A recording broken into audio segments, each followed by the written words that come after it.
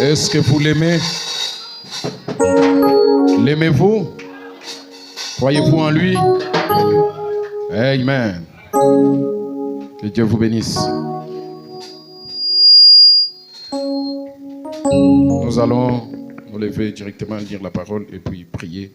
Tutasimama mara moja na tutasoma neno kisha tutaomba. Nous lisons juste un seul verset. Tutasoma tu mstari moja dans Luc chapitre 24. Ndani ya Luka sura yake ya 24 verset 31.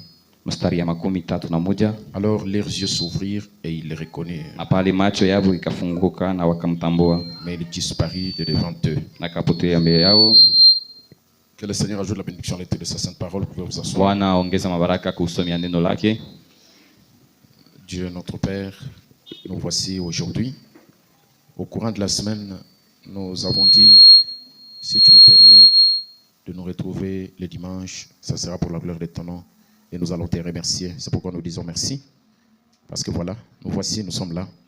Comme nous te l'avions promis et que toi aussi, tu as tenu à ta promesse de continuer à veiller sur tes enfants, sur ta bergerie. Seigneur, nous te disons merci pour ça. Parce qu'en ce moment même, il y en a qui ne sont plus. Il y en a qui sont accrochés à des appareils, obligés de vivre par dépendance. Seigneur Dieu de grâce, il y en a qui en ce moment n'ont pas certains membres de leur corps. Mais nous avons marché ici, 1, 2 pas, Seigneur Dieu Tout-Puissant, jusqu'à ce que nous sommes arrivés à la maison du Seigneur. Pourquoi nous ne pouvons pas te louer? Pourquoi nous ne pouvons pas t'adorer à cause de ces grandes choses que tu fais pour nous? C'est pourquoi, Seigneur Jésus, nous continuons à t'aimer. Nous t'aimons encore beaucoup plus que notre propre vie, Seigneur. Nous demandons seulement que ceux qui sont encore en retard, Seigneur Dieu de gloire, qui s'accrochent à des choses auxquelles ils ne devraient pas s'accrocher, que ces gens-là puissent ouvrir leur intelligence et te connaître dans ta vraie puissance de résurrection, te connaître dans leur vie de manière personnelle. Et Seigneur Jésus, l'amour de Dieu dans leur cœur pourra aussi les élever dans la dimension que nous sommes déjà arrivés. Seigneur Dieu de gloire, restaure et rétablit les rétrogrades à travers la prédication de ce matin. Guéris les malades qui seront venus ici avec des maladies. Seigneur, que ceux qui seront faibles soient renforcés et retrouvent la force à travers le sang de Jésus-Christ qui est le message et la parole de notre jour. Dieu Tout-Puissant, qu'à travers la prédication de la parole, ceux qui seront dans les chagrins puissent être fortifiés. Seigneur Dieu, ma prière est que tu parles à chacun de nous, Seigneur. Ma prière est que nous puissions tous nous diriger vers l'ouest, là où nous aurons tous le visage rayonnant de joie et de succès. Nous demandons ton assistance et nous te prions pendant que l'homme se tient derrière la chair et que toi, derrière l'homme, tu puisses parler maintenant. Je m'écarte tout simplement du chemin et je veux que tu parles. Tu as dit, tu parles tantôt d'une manière ou d'une autre, mais l'on n'y prend pas garde. Nous ne voulons pas être de cette catégorie-là des gens qui ne prennent pas garde au parler de Dieu. Seigneur Dieu, bien sûr que lorsque tu nous réunis comme ça, il y a toujours quelque chose à nous communiquer. Il y a toujours quelque chose, une nourriture spirituelle autant convenable que tu veux nous donner, Seigneur. Et je te laisse maintenant prendre tout en main et nous donner beaucoup de foi au sortir de cette réunion aujourd'hui, que chacun de nous dise un mot par inspiration. Seigneur Dieu de grâce, nous voulons que nous soyons inspirés, que nous soyons encore plongés en toi, Seigneur. Nous t'abandonnons toute la scène et nous voulons que tu sois au centre de tout ce qui va se faire à cet endroit. Nous prenons sous notre contrôle tout démon, tout esprit impur qui essayerait de se lever pour faire quelque chose de négatif dans cette assemblée, au milieu de cette réunion. Nous les chassons et nous le condamnons au nom de Jésus-Christ. Le sommeil, la faiblesse, la fatigue, les raisonnements, les pensées négatives, la mauvaise compréhension, la volatilisation des pensées. Je chasse ces choses au nom puissant de Jésus-Christ. L'évanouissement, oh Dieu, l'étouffement, je chasse ces choses au nom de Jésus-Christ. Je demande, Seigneur, que la prière que nous avons faite ici, cette nuit, avec tes enfants, oh Dieu Tout-Puissant, avec un groupe fort de jeunes gens, Père, que cette prière puisse avoir ses effets ce matin à travers la vie de l'un et de l'autre. Nous demandons que tu nous donnes beaucoup de sérieux à ton affaire, à tes affaires, au nom de Jésus-Christ. Nous te confions tout entre tes saintes mains et pour ta gloire. Amen. Ok? Ndio. Nous avons lu l'écriture dans Matthieu, plutôt Luc chapitre 24. Tasoma andiko Luka sura ya 10. Là où il est question des yeux de ses disciples Cléopas et son ami qui s'ouvraient. Fasi yenyewe viko nasemesha kwa ajili ya watume Cleopas na ndugu yake mwenyewe, macho yao inafunguka. Et ils ont reconnu Dieu. Ils ont reconnu le Seigneur. Na wakatambua Mungu au wakatambua Bwana. Ce n'est pas à cet instant-là que le Seigneur est venu se révéler à eux, mais ce sont leurs yeux fermés. Aina ile wakati yenyewe Bwana alikuwa kujifunua mbele yao, lakini wao wenyewe walikuwa na macho yenye kufunga. Il était toujours là avec eux. Alikuwa nao pamoja. Seulement qu'il a pris une autre forme qui les a empêchés de le reconnaître, et il y avait un voile sur leurs yeux. Lakini akachukua umbo moja yenyewe ilikuwa na bazuiza bashipate kumtambua. Et dans ce récit, nous voulons juste tirer à quel moment exactement ils ont découvert le Seigneur. Na mwi maandiko tunapenda kujua ni wakati gani yenyewe walimtambua Bwana. C'était au coucher du soleil. Ilikuwa ni magharibi. Et nous savons que le soleil se lève à l'est et se couche à l'ouest. Na tunajua kama jua iko na lamuka ku mashariki na inaingia ku magharibi. C'est pourquoi Jésus disait, lorsqu'il parlait des événements qui allaient se succéder pour le temps de la fin, il dit dans Matthieu chapitre 24 verset 27, pour bien comprendre, il faut remonter à partir du verset 21. Car alors la détresse sera si grande qu'il n'y en a point eu de pareil depuis le commencement du monde jusqu'à présent. Il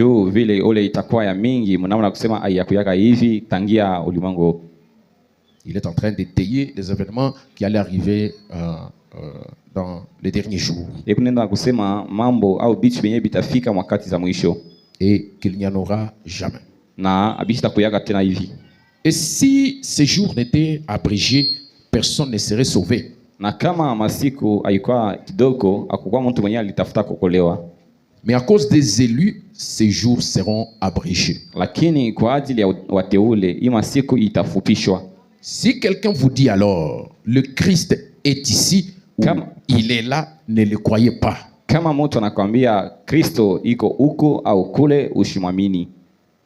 Amen. Amina. Oh, merci Seigneur Jésus. Asante Bwana Yesu. Car il s'élèvera des faux Christ. Kwa hiyo kutaamuka wa Kristo wa bongo. Et quand on dit Christ, wakati wanasema Kristo, ça veut dire oint. Manake mupakaliwe. Amen. Amen. Gloire à Dieu. Utukufu kwa Mungu. Et Jésus prévient déjà qu'il y aurait des faux oints. Na Yesu inatangulia kusema ya kwamba kutakuwa wapakaliwa wa bongo. Des faux oints, des faux Christ. Wapakaliwa wa bongo, wa Kristo wa bongo. Et il dit, na anasema, il s'élèvera des faux Christ et des faux prophètes. Kutakuwa wa Kristo wa bongo na wa prophète wa bongo. Alors, le Seigneur continue, il dit, ils feront des grands prodiges et des miracles au point de séduire, s'il était possible, même les élus. Na banasokea banasema watafanya mamiujiza kubwa, mwanamna kusema kama iliwezekana walipaswa kutongoza na wateule. Mais frère Branham dit, lakini ndugu Branham anasema, les élus ne seront jamais séduits. Wateule wao hawatatongoziwa kamwe. Vous croyez que vous êtes un élu? Eti unaamini kama uko mteula? Les élus ne seront jamais séduits. Wateule wao hawatatongoziwa kamwe. Parce que il est dit ici, s'il était possible. Ndio wanasema hapa kama biliwezekani. Et donc c'est impossible. Manake haiwezekani. Vous croyez que c'est impossible? Eti unaamini asema haiwezekani? Laissez-moi vous lire une citation. Niache nisome andiko moja. Je vous la trouve rapidement, comme ça me vient en tête là. Niko naitafuta kwa haraka saa vile ikuya mkichwa hapa. Je n'avais pas prévu ça. Shi kuitayarisha ndio nisome.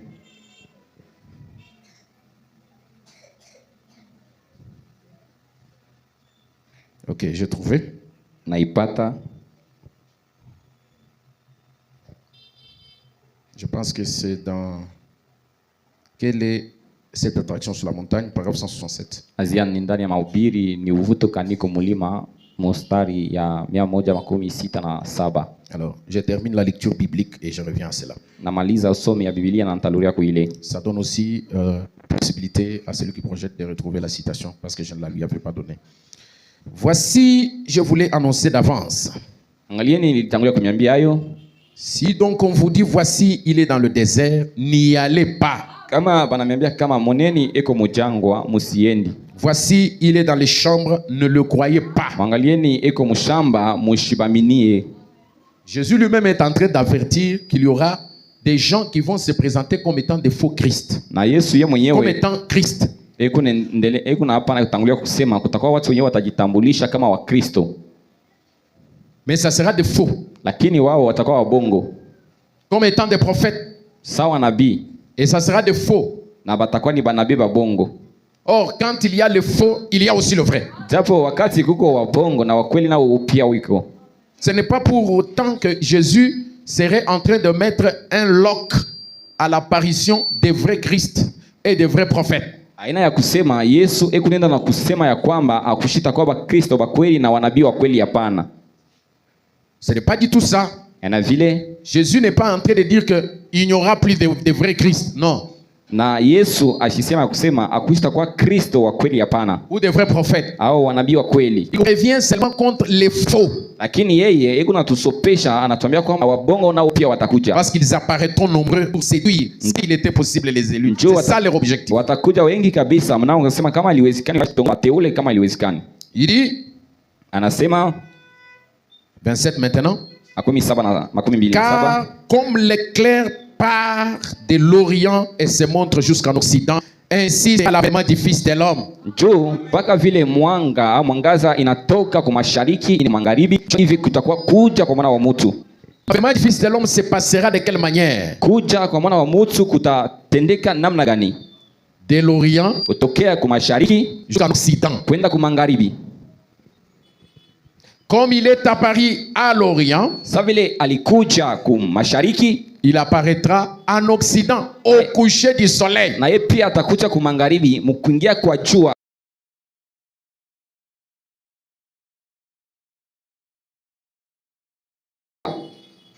Qu'on ne vous dise pas, il est dans les chambres. Bashimiambie eko mu mashamba. Le voilà, il est là-bas. Muoneni eko pale. Ne le croyez pas. Mushibaminie bale batu. Mais comment vous allez identifier l'avènement du Fils de l'homme? Lakini namna gani mutatambua kuja kwa mwana wa mtu?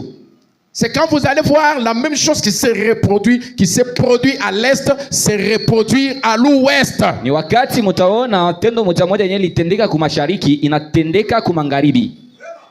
C'est alors que frère Branham dit. Kwa hiyo ndugu Branham anasema, passez la citation. 167. 167 ni uvuto kaniko mulima.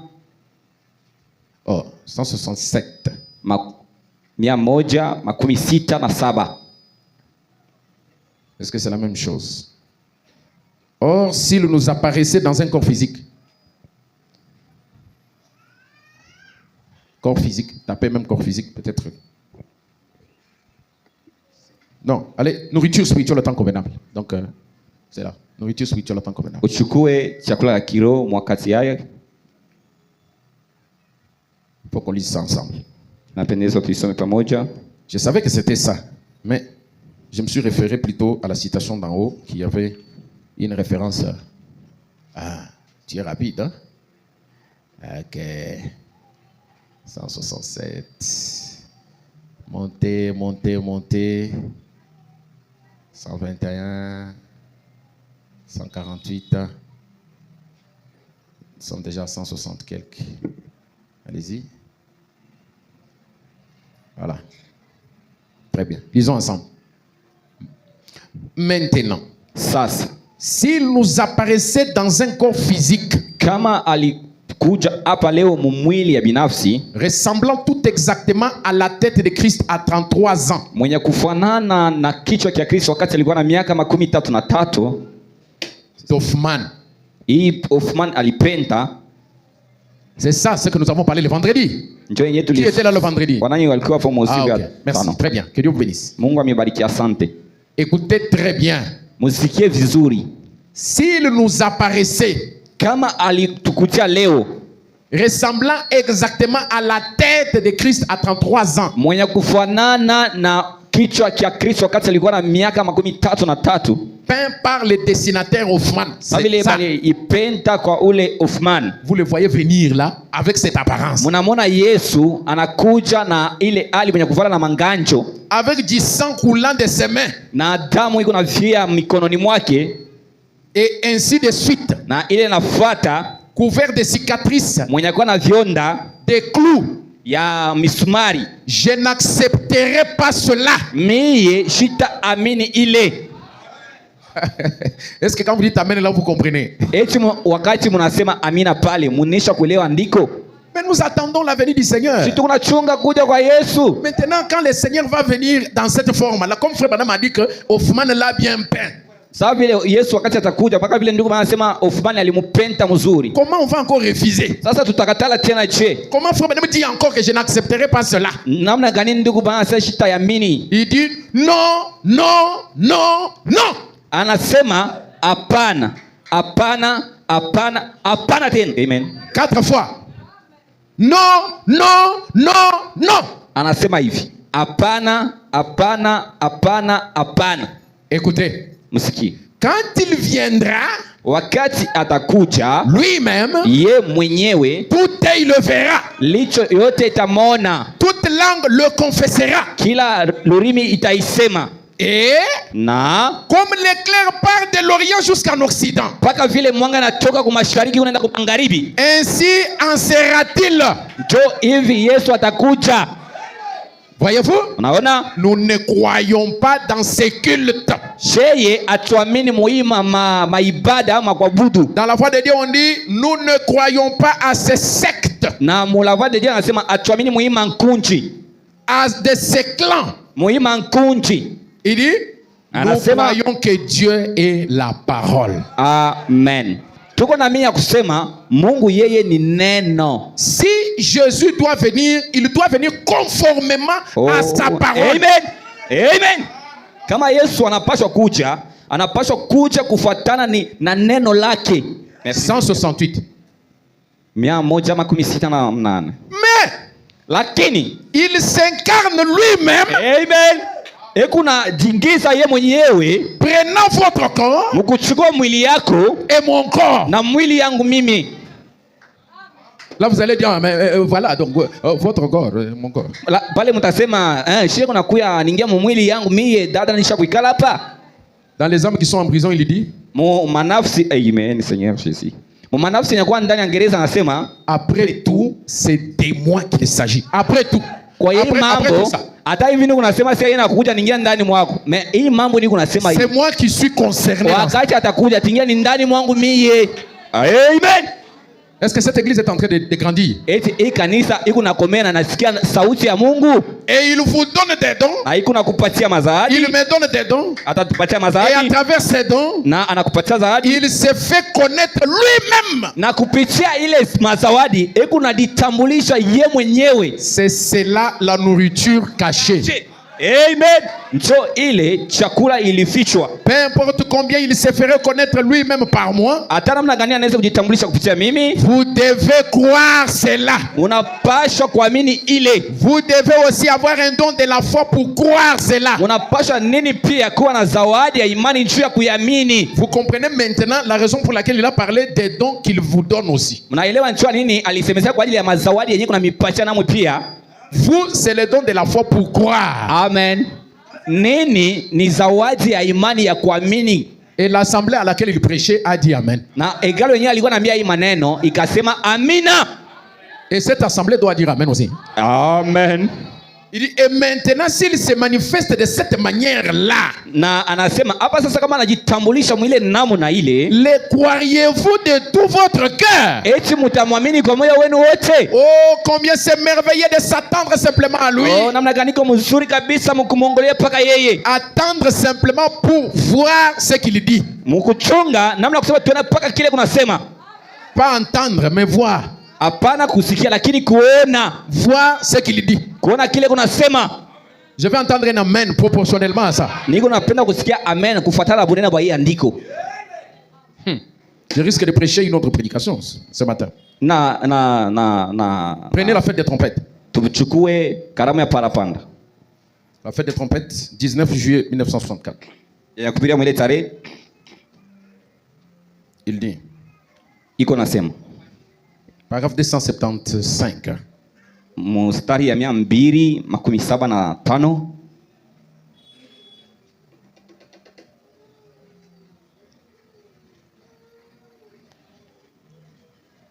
Nous 275.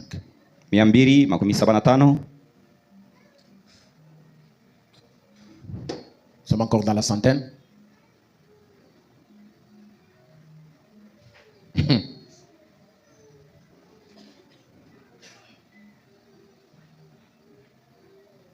La traduction Shekinah, c'est 200 quoi? 200. Net. Ah, c'est là-bas. Amen. Et le message du 7e ange. Na ujumbe ya malaika wa 7. Sous la même trompette. Muparapanda moja moja. Amen. Exactement la même chose en tout point. Munamna moja moja kila kitu. Le même sceau. Muri moja moja. C'est pourquoi Nchoko mana il pose la question. C'est pourquoi le message là. Ile ujumbe ni njua nini? Sous le même sceau. Chini ya muri moja. La même chose. En tout point. Kintu kimoja kimoja mukina nuta. Ni Dieu à nini? C'est pourquoi. C'est pour quelle raison ce message là? Appeler les gens. Kuita watu. L'épouse. Bibi harusi. À sortir de la tradition pentecôtiste. Mukutoka mubisela bya kipentecôtiste. Et de la tradition du monde. Na mubisela bya ulimwengu. Pour se tourner vers la véritable expiation. Amen. Njoo ya kwenda kumbele ya wokovu ya kweli. Véritable expiation. Ondolevu ya mazambi ya kweli. Quelle est cette expiation, frère Branham? Hiyo ondolevu ya mazambi ni nini, ndugu Branham? La parole. Neno Christ. Amen. Kristo personnifié. Amen. Mwenye kujifanya mtu neno lake. Ici, hapa fait chair, mwenye kutufanya mwili parmi nous, katikati yetu. Amen. Amen. Dites un bon amen, sœur. Dada, sema amina munene. Amen. Pour que vos péchés soient expiés. Njoo mazambi yako ipate kusamewa. C'est ça là où frère Branham vous pointe pour aujourd'hui pour votre expiation. Njoo pale penye ndugu Branham na kushontea, njoo upokee ondolevu ya mazambi zako. C'est le même qui était dans ce corps là. Amen. Ni yule moja moja alikuwa ndani ya ile mwili. Qui change de forme. Mwenye anabadilisha umbo. Qui prend une nouvelle forme après sa résurrection. Mwenye uko nachukua umbo ingine kisha ufufuko wake. Où ça? Wapi? À l'ouest. Kumangaribi. Personnifié. Mwenye kujifanya mwili. Dans la chair. Mwili. Ici. Hapa. Maintenant. Hapa sasa. Est-ce que ça pénètre bien là? Eti Mungu naishikia mzuri. Entrons maintenant dans notre prédication. Tuingia sasa ndani ya mahubiri yetu. Toi, ton succès, tu l'auras dans l'ouest. Wewe mafanikio yako utaipata kwa magharibi. Ce n'est pas dans les traditions pentecôtistes. Sio ndani ya bisela ya kipentecôtiste. Que quelqu'un dise amen. Amen. Tu dois sortir de ces traditions-là. Unapaswa kutoka mwa ile bisela. Pour venir là où Christ s'est personnifié. Njia kuja fasi yenye Kristo alijifanya mtu dans la chair ici maintenant. Ndani ya mwili hapa. L'évidence de la résurrection. Atikisho ya ufufuko. Au point 32. Mstari 32. 6 avril 58. Yakubira mwele tarehe. Et remarquez. Mutazameni. 32. Tu as 33. Et remarquez. Na mutazameni. Toute la journée. siku yote mzima il apportait la parole sans signe. Alikuwa anahubiri neno bila alama. Quand il les a fait entrer à l'intérieur, wakati akabaingiza ndani, vous comprenez? Naelewa? Toute la journée, siku yote mzima, depuis l'est, kuanzia kwa mashariki, il ne faisait que leur rapporter la parole sans aucun signe. Alikuwa paka na bahubiri neno bila alama hata moja. Quand il les a fait entrer à l'intérieur, wakati akawaingiza ndani, et qu'il a fermé la porte, il s'est assis. Akafunga mlango na kaketi. Il s'est assis. Akaketi. Oh frère. Oh nduku. C'est alors qu'il a révélé sa résurrection. Njo pale akafunua ufufuko wake. À aucun moment depuis le matin. Hakuna hata muda wote tangia asubuhi. Ici, vous devez être souple pour comprendre. Quand on parle matin, vous comprenez que c'est l'est. Wakati banasema asubuhi mnaelewa kama mashariki. Ce qui s'est passé à l'est, c'est déjà de la manne pourrie. Ile ilifanyika kwa mashariki inaisha kwa ni mana ya kosa. Dites amen à ça. Mais nous dirigeons présentement à l'ouest. Parce que notre succès n'est pas à l'est. Notre progrès n'est plus à l'est. Le sanctuaire, le lieu d'adoration n'est plus à l'est. Amen. Hekalu pali ya kuabudia haina tena kwa mashariki. C'est un lieu mobile. Ni pali yenyewe kuna tembea. Qui se déplace. Ni fashi kuna tembea. Et nous nous retrouvons à l'ouest. Na hapa tunadikuta kwa magharibi. Il dit à aucun moment depuis le matin. Anasema hakuna muda hata moja tangia asubuhi. Quand il les avait rencontrés, wakati alikutana nao, jusqu'au coucher du soleil, china pale mkuingia kwa jua, il n'avait fait cela. Kwa aliyafanya mambo ya vile. Il n'avait jamais manifesté ce signe-là. Alikuwa hajaoneshaka ile alama. Il l'a manifesté le matin. Yeye alifanya asubuhi. Comme l'éclair va du matin. Mwanga inachoka kwa asubuhi jusqu'au soir. China kwenda kwa magharibi. Dites amen à ça. Amen. Si on vous dit, kama wananiambia, il est là-bas. Iko hapa.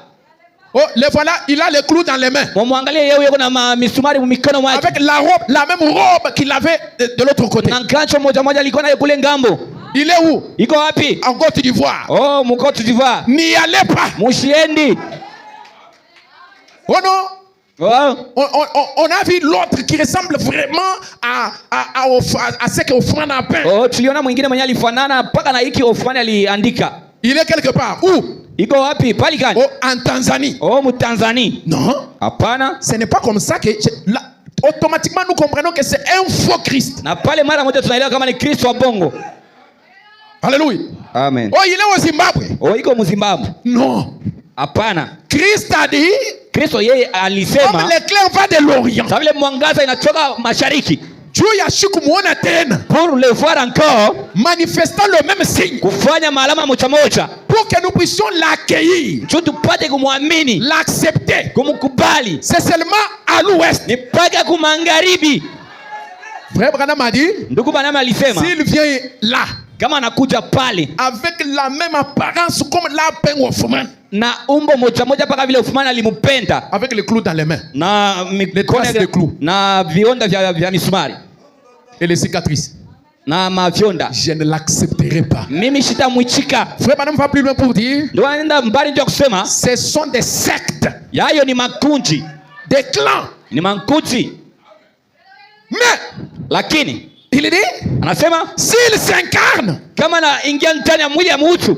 Est-ce que munashikia hivi bintu? Est-ce que vous comprenez bien ces choses? Mais s'il s'incarne, lakini kama ingia ndani ya mwili ya mtu, il se fait chair, anajifanya mwili. Christ personnifié. Kristo mwenye kujifanya mtu. Je vais l'identifier comment? Nitamtambua je? C'est quand je vais le voir, ni wakati nitamwona faire la même chose, kufanya kitu kimoja kimoja qu'il a fait à l'est. Yenye alifanya kwa mashariki. Pendant la journée, siku yote, dans le parcours, mwenyendo vers Emmaüs, kwenda kwa Emmaüs. Alléluia. Amen. Pendant toute la journée, katika siku yote mzima, on a reçu des réformateurs, tulipokea watu wa kutengeneza mambo, des prédicateurs, wahubiri, des enseignants, wafundisho, des docteurs, wa mwalimu, des théologiens. wa theologian.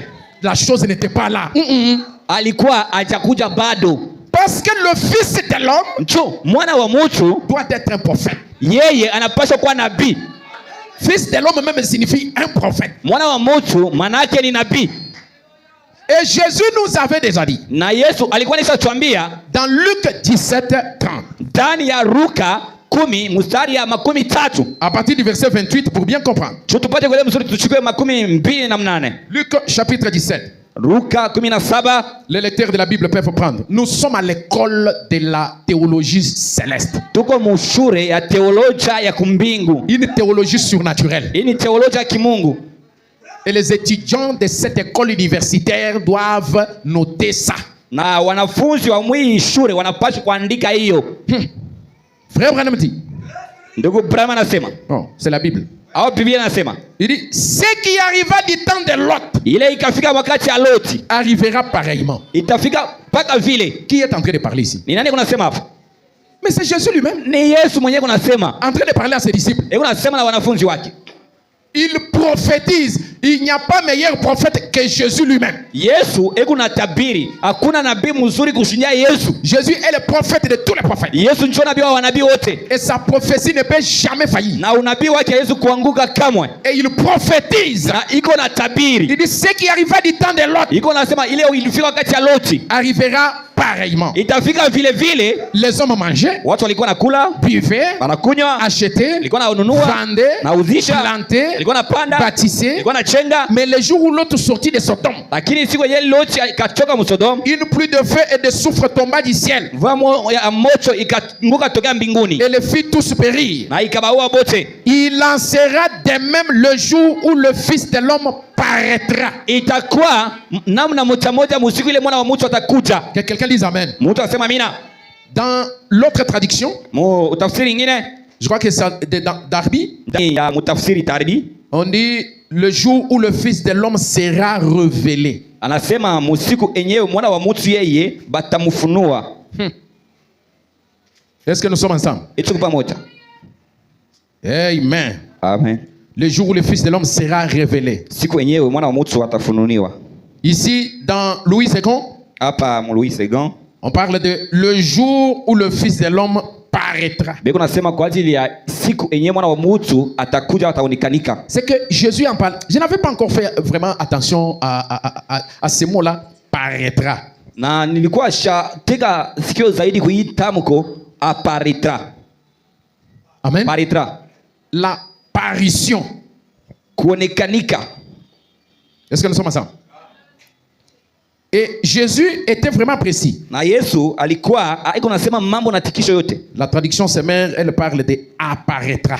Na traduction Semeur nasema ataonekanika. On va prendre encore une autre traduction. Tutachukua tena mtafsiri mwingine. Il dit, anasema les jours où le Fils de l'homme doit apparaître. Siku eye mwana wa mtu anapashwa kuonekanika. Ça c'est une autre traduction français courant. Et ni français courant. Mais la meilleure traduction c'est le jour où le Fils de l'homme sera révélé. Lakini mtafsiri mzuri ni yule anasema siku enye mwana wa mtu atafununiwa. Atafununiwa. Amen. C'est qu'il était caché. Manake alidificha. Le Fils de l'homme était lui-même un sceau. Mwana wa mtu yeye mwenyewe alikuwa muri. Il était lui-même un mystère. Yeye mwenyewe alikuwa siri. Mais il y aura un jour lakini kutakuwa siku où il va se révéler. Enye atajifunua. Il sera manifesté. Ataonekanika. Il parle de lui-même. Eko nasema kwa ajili yake mwenyewe Yesu. Il dit il en sera de même le jour où moi-même, le Fils de l'homme, c'est-à-dire le ministère prophétique, je me révélerai. Manake eko nasema ile siku ile mimi mwenyewe utuma ya unabii nitajifunua. Mais où est-ce qu'il nous ramène?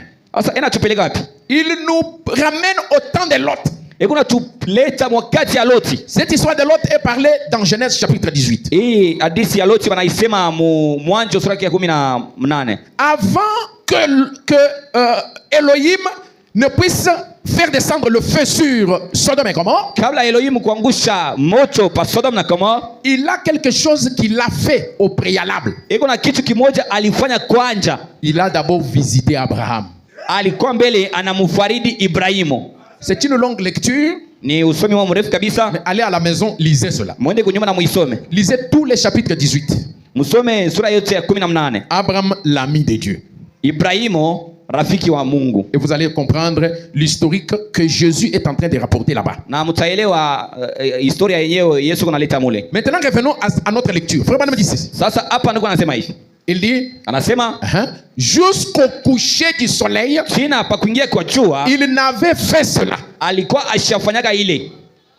Ce n'est pas qu'il n'y avait pas de miracles au courant des âges ici. Non, il y avait des miracles. Haina kusema akuwa midiza katikati ya bizazi, kulikuwa midiza. Mais il y a un signe approprié à sa personne. Lakini kuko alama moja ya kusema ni paka yeye ndio anaifanyaka.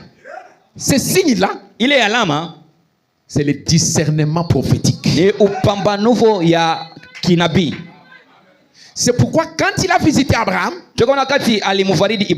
il a posé la question à Abraham.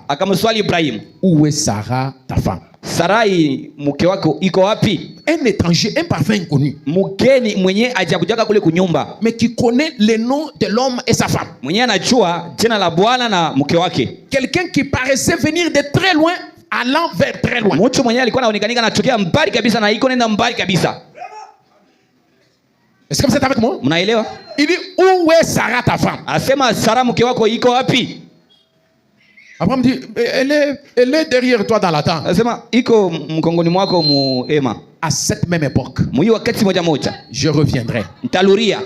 Et Sarah ta femme aura un enfant. Sarai mke wako atakuwa na mtoto. Alléluia. Amen. Sarah dit, Sarah sema, hiki kipi mwangu? Certaines personnes,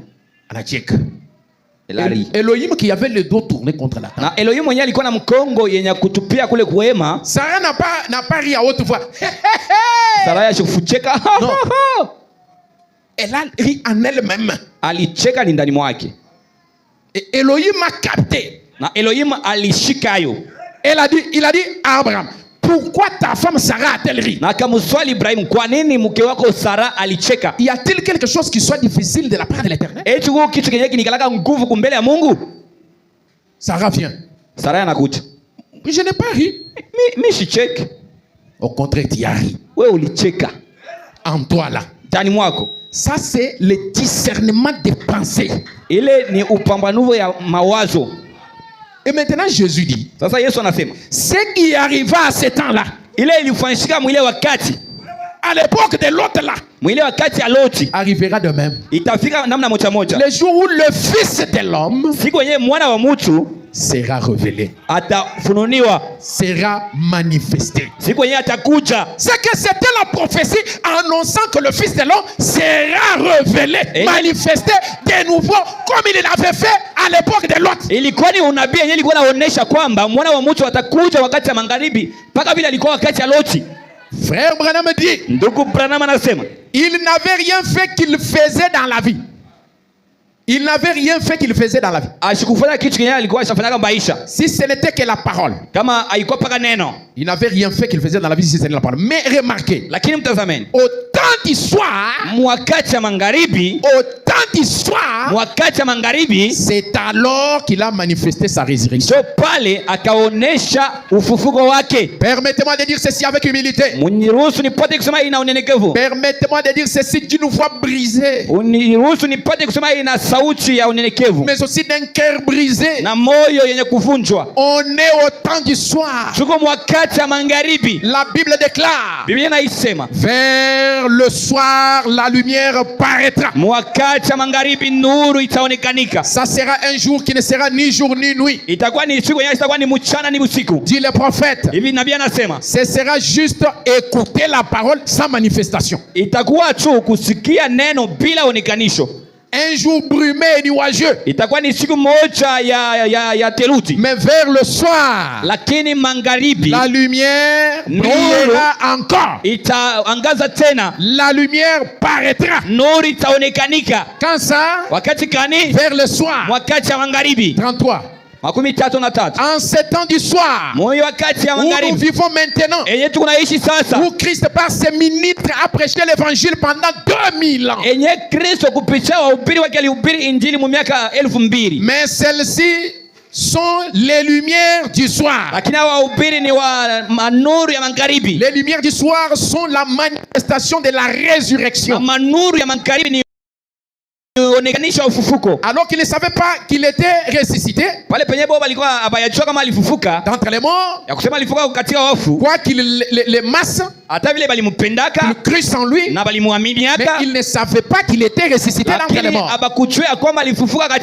Il discutait là-dessus. Et alors on est au temps du soir, il va se manifester qu'il est ressuscité d'entre les morts. Comment s'y était-il pris? Comment lui avait fait les choses? Comment s'y était-il pris? Pas par la prédication de la parole. Il avait déjà fait cela. Et néanmoins, eux n'avaient pas cru. Et 2000 ans de prédication de la parole. L'église ne toujours pas. Mais la lumière du soir est venue. La manifestation de la résurrection. Il les a fait entrer à l'intérieur.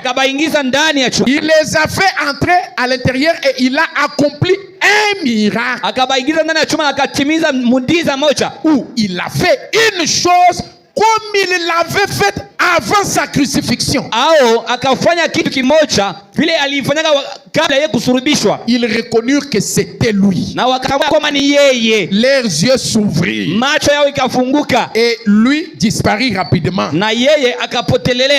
Si vous êtes du millier de ses propres disciples prédestinés, vous allez ouvrir vos yeux et le voir.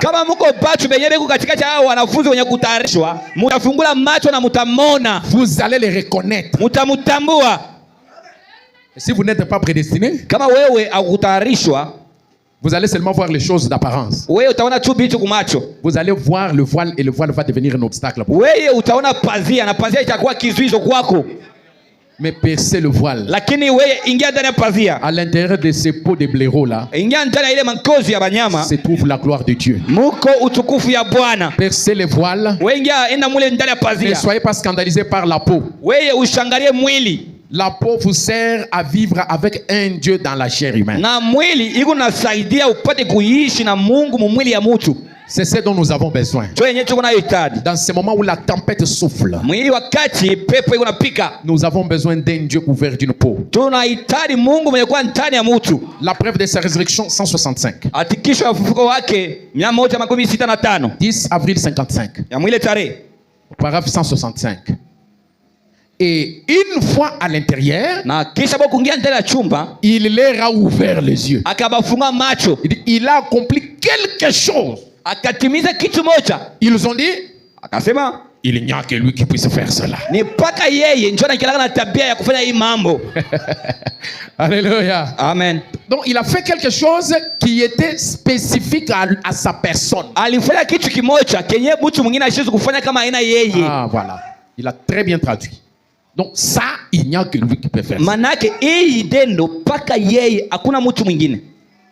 Est-ce que vous comprenez tous les types que nous sommes en train de parler? Quand on parle de Emmaüs là, c'est-à-dire Jésus a été crucifié.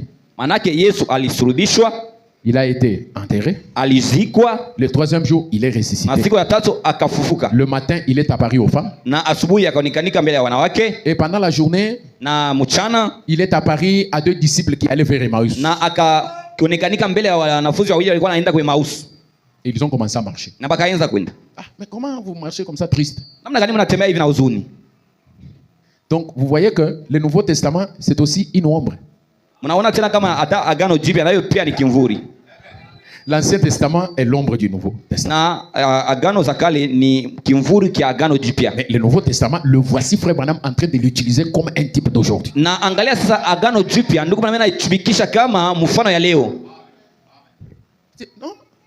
Toi, tu es le seul ici à Jérusalem qui n'a pas appris au sujet de Jésus de Nazareth, un prophète puissant en parole et en œuvre.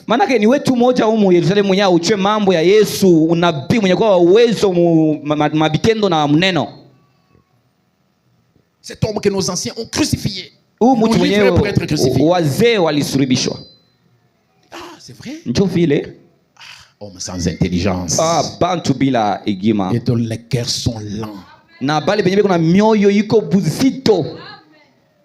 Et leur cœur était toujours lent pendant toute la journée. Na mioyo yao ilikuwa paka na uzito wa kuamini mchana yote mzima. Bien que leur cœur était bougé, hata vile mioyo yao ilikuwa inatikisika, ilikuwa na ungua ndani mwao, mais il y avait toujours une lanterne. Lakini kulikuwa tu kutembea mweko pole pole. Plus les voiles qui étaient sur leurs yeux, na ile pazia ilikuwa juu ya macho yao, ils ne pouvaient pas les reconnaître. Hawakutafuta kumtambua. Il fallait la manifestation d'un signe particulier, ilipendezwa onekanisho alama moja ya kipekee, révéler les pensées de cœur, kutambua mawazo ya moyo. Et ce signe là ne s'est pas passé au courant de la journée. Na ile alama haikutendeke mchana. C'est un type, ils sont en route, beko mu barabara depuis le matin, tangia asubuhi, ils sont en train toujours de beko parler. nenda na kwenda, Et c'est toujours l'enseignement.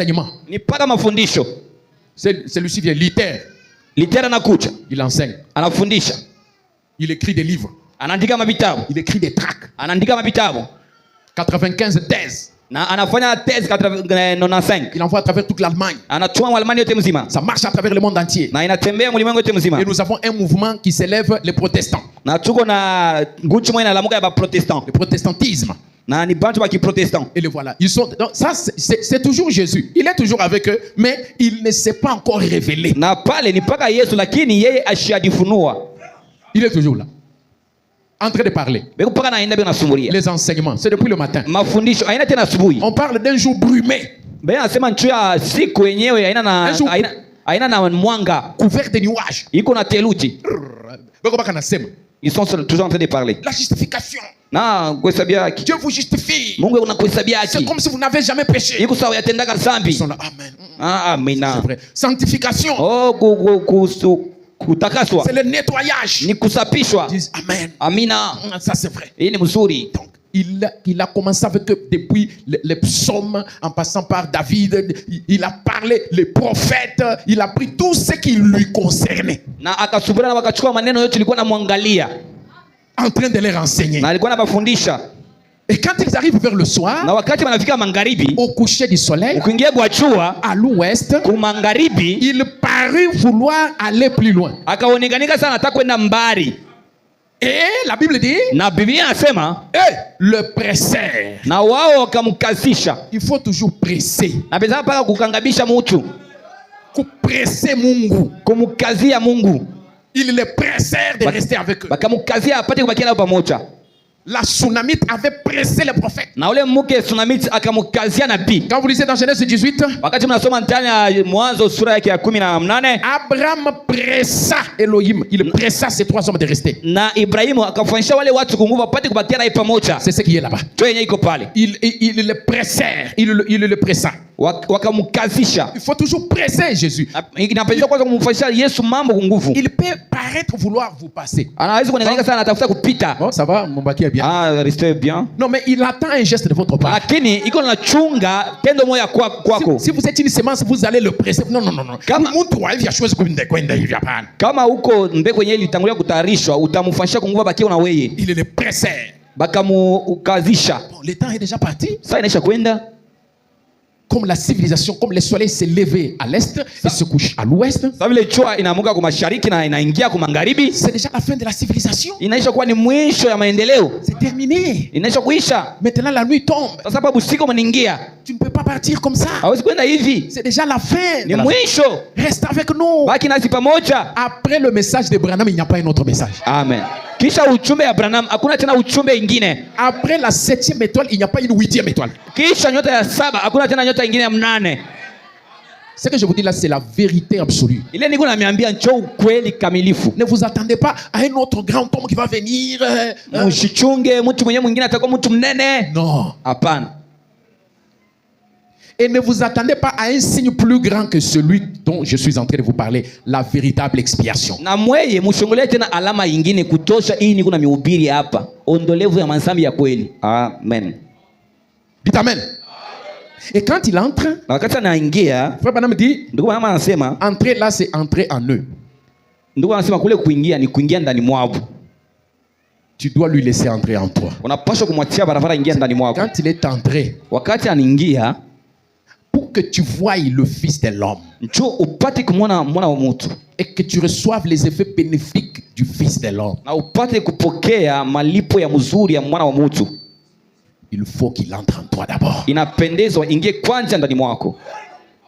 Sinon, tu seras seulement quelqu'un qui va crier, pousser des cris, alléluia, fils de l'homme. Kama iko vile utakuwa tu mtu mwenye atakuwa analalamika, oh mwana wa mtu alikuja. Tu vas devenir comme les autres là qui ils se réjouissent à l'église, mais quand ils sortent, ils mènent une vie qui va à l'encontre de ce que le fils de l'homme est. Na utakuwa sawa wale wengine wenyewe kuna lalamika mkanisa, kisha kutoka nje wewe kunaisha maisha yenyewe haipatane vile mwana wa mtu anataka. La vraie personne dont les yeux se sont ouverts au temps de la fin, c'est celui en qui il est d'abord entré. Mtu wa kweli mwenye macho yake ilifungulika wakati ya mwisho ni mtu mwenye ndani mwake aliingia. Abraham dit, le fils de l'homme, il dit, anasema, observez comment ils étaient. Mwangalie namna gani walikuwa. Ils avaient fait une journée entière pour arriver là. Walitembea siku mzima ndio wapate kufika pale. Prenez quand les yeux s'ouvrirent et il est reconnu. Tuchebe wakati macho yao ikafunga wakamtambua. Septembre. Il dit, anasema 12 février 64. Bon, ça est-ce que c'est ça? Oui, c'est ça. Nous voyons encore comment il s'est fait connaître à eux après qu'il est entré. Tunaona namna gani alijitambulisha mbele yao kisha kiingia ndani mwao. C'est quand il est entré. Ni wakati aliingia qu'il s'est fait connaître à eux. Ndio pale penye alijitambulisha mbele yao. Sinon, même s'il manifeste ça devant toi à 2 mètres ou à 50 cm de toi, tu ne le reconnaîtras pas. Kama ashingie ndani mwako, hata kama anafanya ile alama mbele yako mu macho yako, hautamtambua. Si Tommy Osborne, kama Tommy Osborne, un pentecôtiste, mtu akipentecôtiste, il se tient du haut de sa chair. Anashimama juu ya mimbari yake. Il dit, j'ai vu Jésus dans ma vie 2 fois. Anasema mu maisha yangu nishakuonaka Yesu mara 2. La première fois c'était dans une vision. Mara ya kwanza nilimonaka ndani ya ono. La deuxième fois, mara ya pili, que j'ai vu Jésus, niliona Yesu, c'était quand j'ai vu William Branham. Ilikuwa ni wakati nilimwona William Branham. J'ai vu Jésus habillé dans un costume moderne. Niliona Yesu mwenye kuvala kochi. Est-ce que nous sommes ensemble? Et tuko pamoja. Alors frère Branham dit, apale ndio maana anasema quand les yeux s'ouvrirent, nous voyons encore comment il s'est fait connaître à eux après qu'il est entré. Tunaona namna gani alijitambua tambuliza mbele yao kisha kuingia ndani wao. C'est la même chose. C'est la même chose, hein? Le seul lieu d'adoration. Les seuls lieux d'adoration, paragraphe 275. Fashi moya maabudu ile 28 novembre 65. Ya mwile tarehe.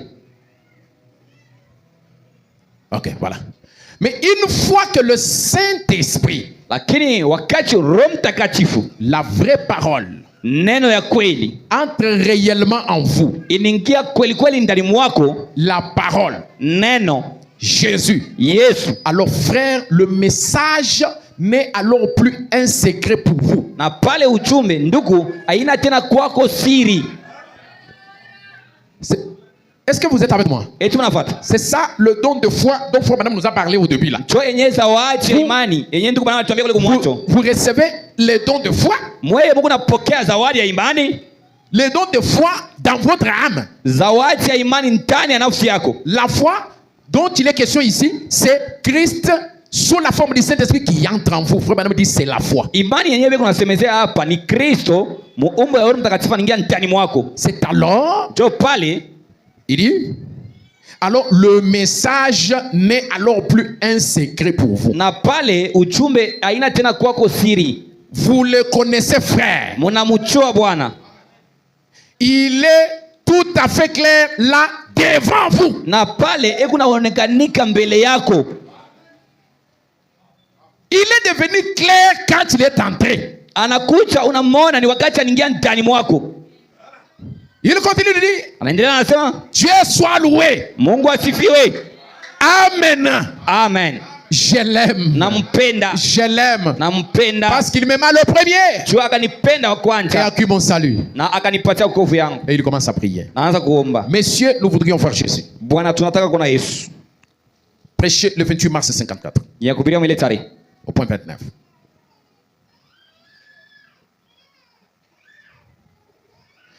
Et remarquez, il leur a fallu toute la journée pour effectuer ce voyage jusque-là. Et ils sont entrés juste en quelques minutes. Combien vos pas seront différents après que vous aurez connu Jésus? kisha wewe kuona Yesu. Ah, il y a une pensée qui risque de nous passer là-bas. Il dit, Anasema reviens encore, en haut là. Ils sont rentrés après quelques minutes. Ah, voilà. Il dit, il leur a fallu toute une journée pour effectuer ce voyage jusqu'à Emmaüs. nasema ilibabidi siku moja mzima ndio wapate kutembea ile safari kwenda kwa Emmaus. Nous sommes d'accord? Tuko pamoja? Ça leur a fallu toute une journée, le temps. Ilifadhali wafanye siku mzima wakati. Et ils sont rentrés juste en quelques minutes. Na waliingia tu dakika kidogo. Est-ce que vous comprenez? Eti unaelewa? Parce qu'après qu'ils se soient révélés à eux, Ndio kisha yeye kujifunua mbele yao. ils ont pris encore la marche pour retourner à Jérusalem. Bakabeba tena safari ndio kurudia mu Yerusalemu. Mais là où ils ont pris toute une journée là, Lakini fasha yeye balifanya siku mzima, ça leur a demandé juste quelques minutes. ilibabeba tu dakika kidogo Quand ils ont découvert Jésus. wakati balimtambua Yesu. Quand vous découvrez Jésus, la vitesse de votre âme augmente. Wakati unamtambua Yesu, mbio ya moyo wako inapanda. Vous avez une foi rapide, Uko na imani ya haraka, un cœur rapide. uko na moyo unajia haraka. Idée de la vie lente Unatoka mbio ya polepole vers speed. Vers la vitesse speed. High speed. kwende kubio ya nguvu kabisa. Rapide, très rapide. Kwenda mbio sana Pour arriver à Jérusalem. njoo kufika kwa Yerusalemu. Vraiment, madame dit. Ndugu Brahma anasema, Combien vos pas seront différents après que vous aurez connu Jésus? namna gani mwenyewe ndio nitakuwa ya mbio kisha mwe kumtambua Yesu? Combien votre vie sera plus légère? Namna gani uzima yako itakuwa ya pepelo? Vous marcherez sur des nuages Utatembea pa mawingo et en vous réjouissant. na mkufurahi. Toute cette vieille condition impie d'enchaîner s'en ira. Ile maisha yote mubaya ya kila siku itatoka. Et vous ressusciterez avec lui dans sa résurrection. Na utafufuka naye pamoja mfufuko yake. Vous croirez en lui. Utamwamini. Vous aurez foi en lui. Utakuwa na imani ndani Et mwake. vous saurez que toutes choses concourent pour votre bien. Na utajua kama kila kitu kinafanyika njia ya vizuri vyako. Qu'il vous conduit, Yeye anakongoza, qu'il vous aime, akupende, qu'il vous bénit, ya kusema anambariki, qu'il marche devant vous, yeye unatembea mbele yako, qu'il vous amène au ciel, akupeleka kumbingu, qu'il vous rend immortel. akufanye mtu asiyokufa. Quand la résurrection aura lieu, Wakati ufufuko itakucha, qu'il guérit votre maladie yeye unaponya magonjwa yako en chemin, barabara, qu'il accomplit des miracles. ya kusema unatenda Et miujiza, alors vous pouvez voir. na pale mnaweza kuona. Voyez, Unaona, avant que vos yeux s'ouvrent, vous ne voyez pas. kabla macho yako kufunguka aone kitu. Jésus-Christ est le même hier, aujourd'hui et éternellement. Yesu Kristo ni moja moja jana leo mpaka milele. Nous sommes ensemble jusque-là, n'est-ce pas? Tunapatana tena hapa. Lorsque vos yeux s'ouvrent, vous devenez léger. Wakati macho yako inafunguka unakuwa upepelo. Lorsque vos yeux s'ouvrent, vous augmentez la vitesse de votre foi. Wakati macho yako inafunguka, huko unazidisha mbio ya moyo wako. Votre cœur ne va pas seulement s'arrêter au niveau des brûlés. Na moyo wako haitashima tu namna kunungunika. Mais votre cœur va monter de vitesse. Lakini moyo wako itazidisha mbio. Votre foi va augmenter de vitesse. Imani yako itapandisha mbio. Et vous verrez que Jésus-Christ vous guérit de toutes vos maladies. Il vous donne l'enlèvement. Na utaona kama Yesu Kristo kuna kuponya kwa magonjwa yako, Il transforme votre vie. yeye kunambadilisha maisha yako. Votre vie change à partir de ce moment. Na maisha yako yanabadilika tangu ile wakati. Mais parce qu'il s'agit de l'expiation. Njoni mambo yanaangalia ondolevu ya madhambi. L'expiation, qu'est-ce que ça fait? Ça enlève la lourdeur du péché. Na ondolevu iko natosha ile uzito yote ya madhambi. Ça nettoie ce péché-là. Iko nasafisha madhambi. Expier, c'est nettoyer. Kondoa ni kusafisha. Purger le péché. Ni kuisafisha. Et frère Branham nous appelle. Na ndugu Brahma na Twitter. Il dit quittez les traditions pentecôtistes. Anasema mtoke mbisela bya mazebu. Les interprétations mentales des Écritures. Mtoke mu matafsiri ya bumbucha. Sortez de là. Mtoke mule. Venez vers Christ. Mkuje kwa Kristo. La parole. Neno. Christ personnifié. Kristo mwenye kujifanya mtu. Frère Branham relate une histoire. Ndugu bwana anataka disi moja. Une porte à l'intérieur d'une porte. Mlango ndani ya mlango. 224. 224. Nous lisons au milieu là. Tunasoma ule mkati. Au milieu, et la seule chose que Gab, là où il dit, la seule chose que Gab trouvait à faire. Ok, là-bas. Madame dit, Ndugu Brana anasema la seule chose que Gab devait faire, kitu kimoja kenye Gab alipaswa kufanya, c'était prendre sa queue de billard Ipashi ni kubeba biari yake et se rendre à la salle de billard na kwenda kubiari ou autre chose. na vitu vingine. Et il allait ça et là en compagnie des jeunes gens. Na alikuwa anaenda huku na huku na bajirani yake. Cet homme, Ule mtu il s'appelait Gabriel, Gab. jina yake ilikuwa Gab. Il n'était pas un croyant, Ashikuwa mwaminifu, mais sa femme était croyante. lakini bibi yake alikuwa mwaminifu. Toute sa préoccupation, le dimanche matin, Yeye mambo yote alikuwa nayo kufanya siku ya Mungu asubuhi c'était de prendre la queue de billard ni kuchukua ile muchi wanacheza nayo biari et aller commencer à passer du temps. na kwenda kucheza biari. J'ai gagné. Na win. C'est tout ce qui lui venait en tête le dimanche matin. Njo enye yote alikuwa nayo mkichwa siku ya Mungu asubuhi. C'était un incroyant pour commencer. Ilikuwa ni mtu mwenye ashikuwa na mini sauti ya Mungu. Vraiment, il n'était pas assidu. Ashikuwa mtu mwenye alikuwa na mini mambo ya Mungu. Peut-être qu'il croyait que Dieu existe Mara nyingine alikuwa na mini kama Mungu iko et qu'il allait à l'église de temps en temps. na alikuwa anaenda kwa kanisa mara nyingine, Mais il n'était pas vraiment un chrétien croyant. lakini ashikuwa Mkristo mwaminifu. Papa me dit, mais sa femme était une vraie sainte remplie de piété. Na ndugu wangu, lakini bibi yake alikuwa mtakatifu wa kweli mwenye kujazwa na utakatifu. Lisons seulement au tableau pour que nous puissions être tous dans la même pensée. Suivez très attentivement. Mshike vizuri.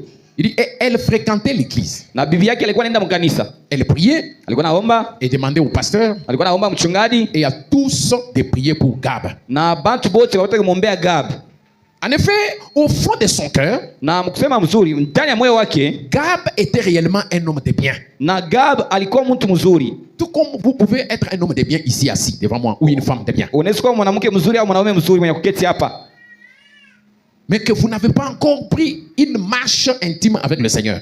lakini hawayaelewa uhusiano ya kweli au safari mwenendo mzuri na Bwana Un engagement sérieux avec le Seigneur. na kujitoa kwa kweli na Bwana. Peut-être que vous avez un temps où vous devenez assidu, vous devenez zélé. Mara nyingine kuko na wakati yenyewe unakujaka na bidii, Mais votre zèle ne dure que 2 semaines. lakini bidii yako inafanyaka paka majuma mbili. Votre zèle ne dure que 1 mois, 2 mois. Bidii yako inafanyaka mara nyingine miezi 3 au 2. Au 3e mois, tu commences à relâcher. Mwezi ya 3 unaanza kuachilia. C'est pas comme ça que Dieu veut te voir. Haina vile yenyewe Mungu anapenda kuona. N'oubliez pas notre thème, tu auras du succès dans l'Ouest. Usisahau mada yetu, wewe utafanikiwa ku magharibi. Chaque prédication a un objectif. Quand Akila- le prédicateur prêche un sermon, il a là où il veut amener les gens. Na kila mahubiri iko na shabaha moja. Wakati mhubiri unahubiri mahubiri, una pali fashion yenyewe anapenda kupeleka watu. Nous ne voulons pas seulement vous faire crier et puis vous sortez, vous partez comme ça. Non. Atupende tu Nous avons un mlalamike objectif. kisha mnatoka mnaendelea paka mpiselebi moja mmoja. Alors, je suis en train de prendre ça Ninachukua hii et de les matérialiser, de les réaliser à travers vous, de les rendre réels. Pardon. na kuifanya ikuwa ya leo, C'est ça prêcher, ndio kuhubiri, c'est démontrer. ni kuonesha. Vraiment, me dit, Ndugu Branham anasema c'est-à-dire Gab à l'extérieur, c'était quelqu'un qui ne croyait pas vraiment. mkusema kuzuri, Gab mkumwona hivi alikuwa ni mtu mwenye ashikuwa naamini kweli, Mais au fin fond de lui, là, il y avait un homme de bien. lakini ndani mwake mule mulikuwa mtu mzuri. Même votre voisin là, Hata ule jirani wako, son âme là est en train de crier au secours. ile nafsi yake iko nalalamika, naomba msaada. Amen. Amen. Vraiment, me dit. Ndugu Branham anasema, Et il tenait une petite affaire là-bas, na alikuwa na kazi moja kidogo kule, une petite affaire là au coin de la rue. kazi moja kidogo mule mulukuma ya barabara. Une petite affaire pour faire cirer les chaussures. Alikuwa anafanya kazi ya kupanguza bilato, Uh-huh. Il cirait les chaussures et il gagnait assez d'argent pour jouer au billard. na alikuwa anafanya ile kazi yake kupanguza bilato na anapata makuta kwenda kucheza nayo bia. Eh bien, il allait jouer au billard. Alikuwa anaenda na anacheza bia, Il ne voulait donc tout simplement pas se mettre en ligne avec l'évangile. na yeye asipende kuambatana na Injili, Retenez les termes que Frère Branham est en train d'exprimer là-bas. Se mettre en ligne avec l'évangile. kuambatana na kutembea na Injili. Le vieux Gab. Ule ndugu Gab Et le pasteur, na mchungaji, le vieux Gab aimait beaucoup chasser. na ule mzee Gab alipendaka sana kuwinda. Nous sommes ensemble? Tuko pamoja. Ainsi, le pasteur était aussi un chasseur. Na mchungaji naye pia alikuwa muwindaji. Aussi prenait-il Gab, Na pale akachukua Gab, il prenait Gab et ils allaient chasser. na alikuwa anamchukua Gab na bali kunaenda kuwinda. Ainsi un jour, Na hivi siku moja, après avoir marché pendant toute une journée dans le désert et dans des marécages, na kisha kutembea siku mzima mchangwa na mambari, ils étaient en route retournant à la maison. balikuwa mbarabara beko narudia kunyumba. Et cet après-midi-là, Ile mchana ile et ils avaient tellement du gibier qu'ils pouvaient à peine le transporter. bali winda manyama ya mingi sana, mnaona kusema hapakuwa namna kuibeba. Ces jours-là, ils avaient fait une chasse spectaculaire. balipata manyama ya mingi ile siku. Gab aussi avait réussi à chasser et il était chargé de gibier qu'il pouvait à peine marcher. Na Gab naye pia aliwinda manyama, alikuwa na ya mingi, naona kusema ilianza kumshinja na kutembea. Il marchait là, tout couvert de lapins et des oiseaux. Alikuwa pale mwenye kubeba batululu, bandeke. Tous. Alikuwa atembea pale. Hein? Couvert des oiseaux, des lapins. Benye kubeba matululu, bandeke, bitu bingine. Et comme ils avançaient, ils ont débouché sur un vieux sentier familier. Ils sont montés jusqu'au sommet de la colline. Et puis, ils ont descendu jusque dans la petite ville par là. C'était un samedi. Et le soleil s'est couché. Le samedi, c'est le 7e jour de la semaine.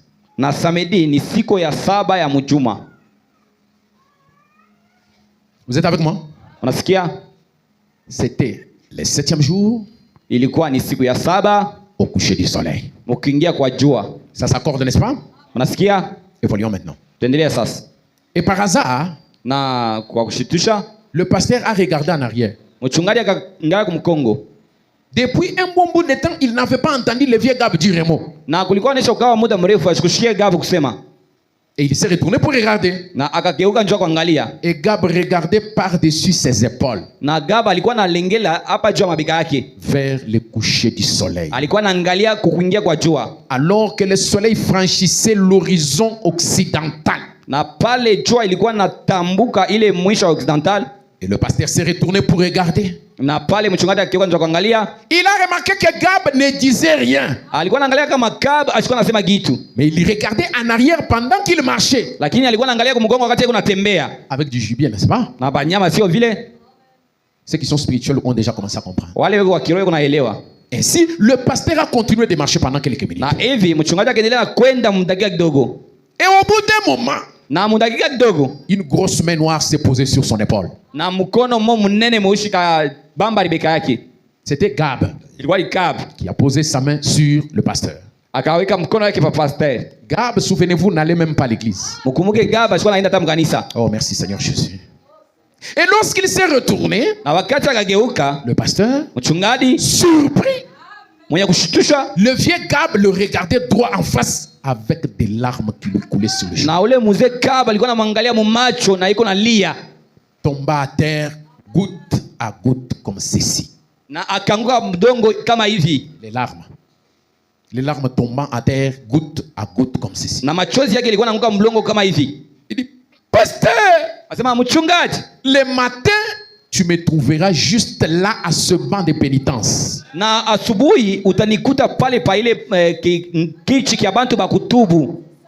Il a continué.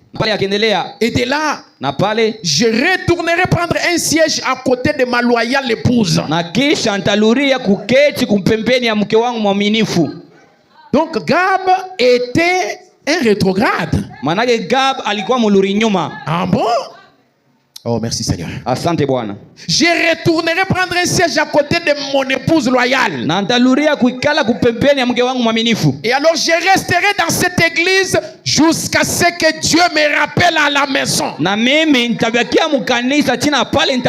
Ça surprit le pasteur. Mais